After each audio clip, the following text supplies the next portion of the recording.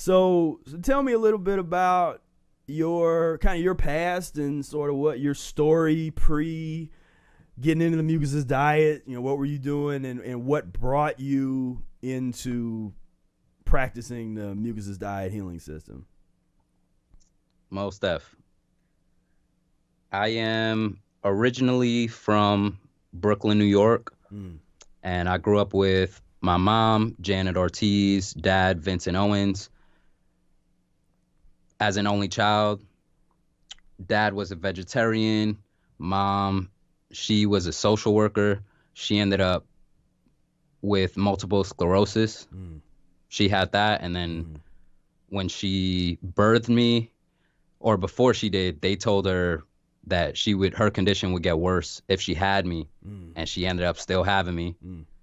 Then fast forward, their health diminished, where my mom, yeah, she turned more from walking to, and I use this, like, I've seen her from jogging to bedridden. Like, I watched that whole process. Mm. Then I ended up moving in with my cousins upstate. My dad, he had diabetes. So earlier on in his life, he had diabetes. Mm. And then he worked to be vegetarian. He was doing the vitamins, doing the smoothies. He's putting the chlorophyll in the, I joke, like phenylalanine. He's just putting, yeah, all Yeah, the, yeah. yeah, yeah. And so, yeah, I ended up moving away upstate to live with my cousins in Middletown, and he passed away when I was over there. So I Mm. didn't get to like check on him Mm. at that time after I Now, left. how old were you when you lost your mom, and then when you lost your dad? So with my dad, I was 18 Mm. in high school. I was a senior, and with my mom, I was 21. Okay. So yeah, and before I came to California, my mom was really at the end. Like, Mm. I saw her on life support. That was like yeah, that was the bottom of seeing her. And I didn't want to, I had already been following my intuition to come to California. I'd Mm. been getting a lot of people, my friends, just bringing up, hey, San Diego, San Diego. Like, they're bringing up this place. Mm. And I knew I wanted to come, but I wasn't going to leave if my mom was still with us. Right. Yeah, Right. like, I wasn't just gonna dip to the other side of the country and then just that's it. So I stuck around, and then when she did pass, it was time to transition on from Mm. New York and come out here to really refreshing my whole life, because I was back there in New York. I ended up, first I was with family, then I lived in my friend's house. I had a basement spot, Mm. and that's where I got more in tune with myself, Mm. really just being by myself in a room. And I learned more breath practices, like conscious breathing, getting into qigong, doing body scan meditation. So I express this because this is how I started, like in that sort of breath health practices.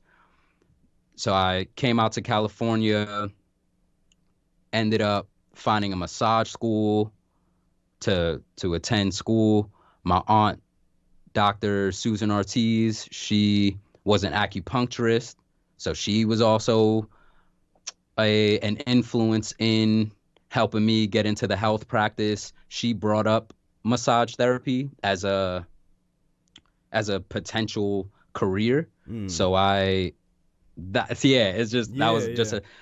a seed planted, and I thought about it like, okay, massage therapy. Yeah, and she showed me the qigong too. Like, she sent me a program that I started reading, and the focus was on breath, like just the posture, the breathing, really, really getting deep in that.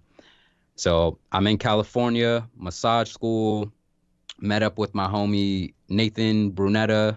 He's with KIP Everyone. So when you hear just keep it peace, y'all, like, Mm. I was peace in the yin and yang. Like, he's positive, keep it positive. Yeah. And yeah, so Yeah, we met up in massage school. We started working together, helping at-risk foster youth with breath exercises, with movement, just like trying to get them Yeah. more vital. Yeah. And I hadn't gotten into the diet piece yet, like fully. I got my experience with the diet piece was it was transitioning from eating meat, like eating animals, to then transition to not, like feeling how that was in my body, from from like purchasing meat and cooking it to only accepting it from other people, like just accepting it as a gift, as an offering, like of that respect. And I'll take your gift. I'll take this meat you're giving me.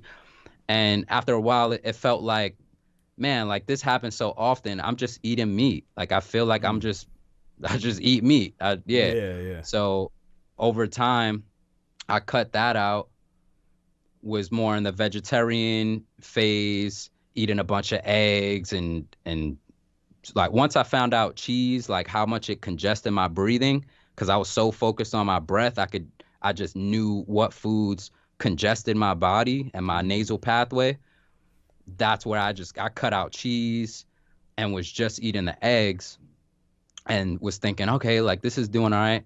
Felt into that later on, and how it was messing with my body, like just after eating a bunch of eggs, it it didn't serve anymore. So then that just was helping me, like, oh yeah, I'm good on eggs. And what even made it further was what pushed it further was the movie Earthlings, Okay. that documentary Earthlings, where they showed the farming industry practices with cows and pigs and all of those practices. And right after that, vegan. Like I just was working on plant-based living, eating the rice and beans and I had fruits, veggies, rice and beans. Those were my staples. And I just would rock with that. What year What's was up? that? Like what year was that and how old were you? Yeah, this was around 20, let's see, I think 2014. Yeah, something like that. 2014, 2015, around that transition period. Yeah, Where yeah. I came out here in 2012. Okay. So it was like that first year was in massage school. Everyone's talking health. I was coming from being healthy, like doing track when I was before. Right. So I was aware of, like, I wasn't drinking soda, just different things that you hear, like, oh, don't, you can't drink that, caffeine. So yeah, 2014, 2015, just working on the quinoa and rice and beans and like that kind of, yeah. Yeah. So we're at the plant-based fruits, veggies, rice and beans. That was the staple. Whenever I ran out of greens, oh, go to the market, got to get some greens, and it wasn't until 2016 where a homie of mine, so I'm a part of Chan family, Lohan Qigong and Choi Li Foot Kung Fu. I joined, like I had been doing the Qigong for years. I got into the family with the Qigong in 2013. So I have been a part of that family doing the Qigong, and then I got into the Choi Li Foot in 2016. So at this point I'm like into the music. I just did an album, my first album, and one of my brothers in the family, he was practicing the Mucusless Diet Healing System, and he was also a detox specialist under Dr. Morse. Okay. So we're all training one day. After training, we're having a conversation just on food and health and life. He's a cool conversationalist, so we got to just vibe. We got to, like how we're doing, we just got to chill, just listen to each other, share thoughts and experiences, and it can be about anything. So yeah, it's just not a limited conversation. It's just expanded, fun. So we started getting into the foods. I'm bringing up energy. I'm going, yeah, man, I'm looking for more energy and I want to eat more fruits and veggies. And I saw Infinite Waters Diving Deep, and he's talking about putting a handful of grapes in my mouth and just like Yeah, that, yeah, like yeah, and yeah. smoothies. Yeah. So yeah, I was moving towards that, and he felt that I was ready to hear the Mucusless Diet Healing System call. So he brought up fruits, bringing up Dr. Morse, bringing up the how beans, with them being too rich in protein and not like basically suggesting like I would ditch the beans. Mhm. Like he heard my staples and he was like, yeah, like I would ditch the beans and this kind of thing. So we started developing a relationship through the foods and through the mucusless diet and connecting so much on the power of fruits and the power of veggies and getting more waste out of the body. So he was like a just that guide and helping person for me in moving along this mucusless diet healing system path. He brought up your videos, Professor Spira. He hooked me up with watching Brother Air's videos on your YouTube channel, where that's how I got to that's like how he introduced it when we really got into the on the internet phase. Mm. He just like brought up Brother Air and was like, yo, Yeah. like check this homie out. He drums, so he has energy. Like, check out this 9.5 month fast speech that he was given, and Yeah.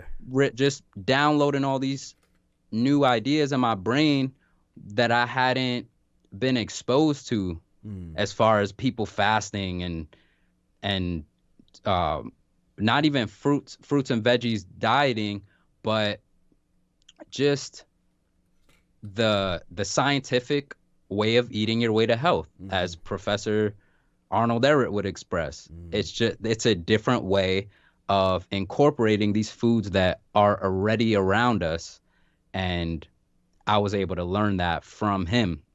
So fast forward, I've just been on my way transitioning, working through personal work, still training, and working with the social dynamics of the mucusless diet healing system, whether that be relationally with, say, like intimate partners, or with my kung fu qigong family, with friends and bands, the Band of Loons, shout out. And yeah, man, just now I'm here just breathing it in and still transitioning, and I'm enjoying this. Not that the circumstances are positive as far as what's going on outside or what's going on out in the world, Yeah. but it is nice to not be in social pressure, and to be in a nice zone of focusing on what I'm putting into my body, and what obstructions are in there, and also what I'm putting out there creatively.